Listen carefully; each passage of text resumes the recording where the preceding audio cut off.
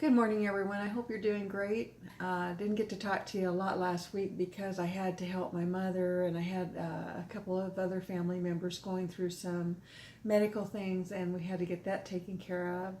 Had a school play for somebody to attend and to enjoy, and been a super busy holiday time. So I told you it might be a little bumpy this month, and no, it is for you guys too. There's a lot going on, so we just have to take everything in stride. Last time we were together, we did talk about some DNA stories, and this morning I thought I'd give you a couple of more.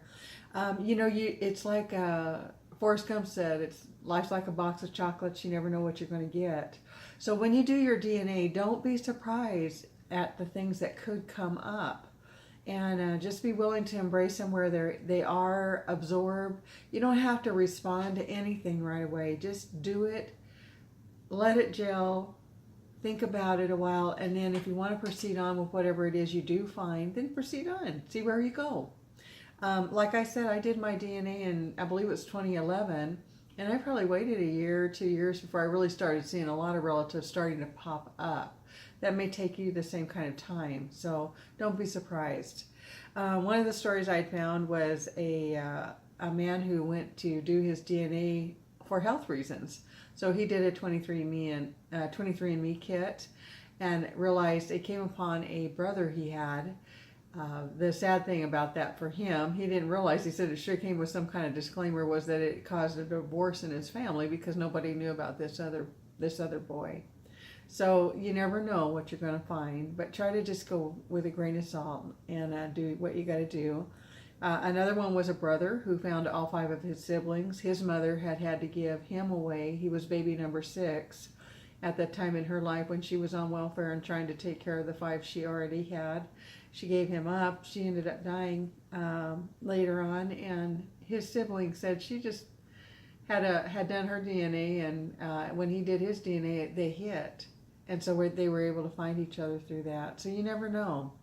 And finally, there was a daughter who found her father. She'd been living 20 minutes from him her entire life.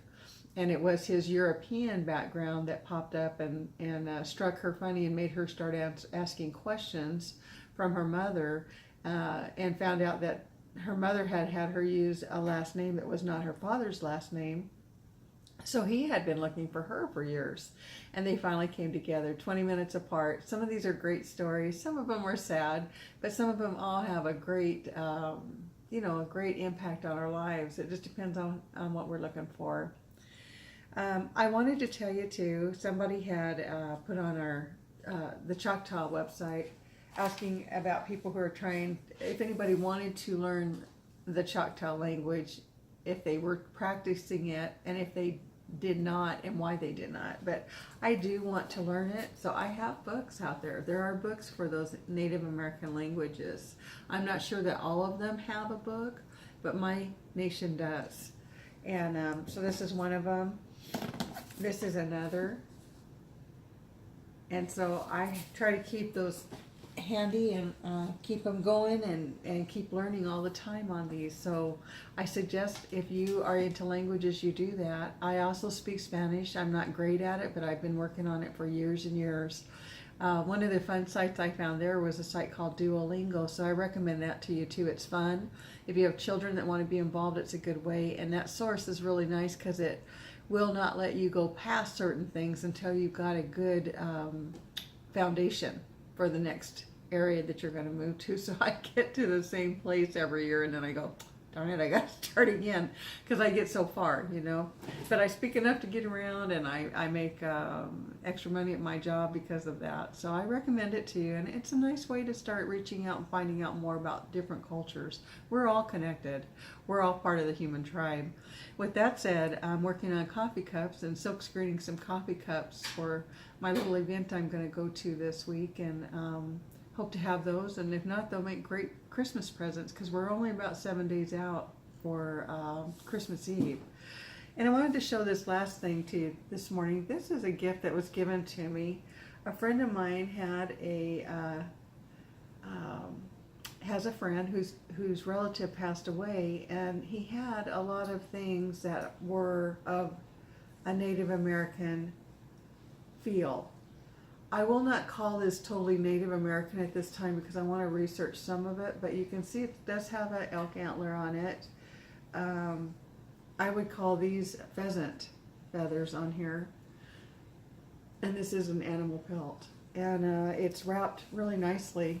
The handle is wrapped beautifully in leather. But this person that had these was given these after their relative was deceased, did not want them, and was going to just toss them. And she goes, oh, no, no, no, no. I have a friend who might want that. I'm so glad she did because it's a beautiful piece. It's just I want to do a little bit more exploring and find out what I can find out about something like this.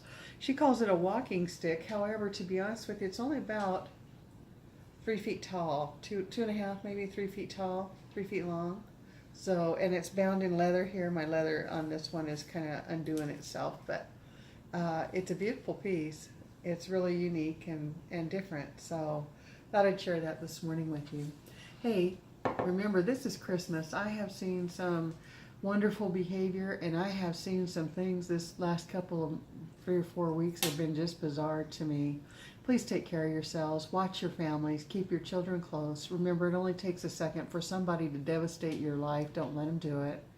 Your blood calls you, go find it. I am Native by Heart Art by Sean Shelton. You can find my videos on YouTube and Facebook and Instagram. Instagram only lets you post a little bit, but I still post them there.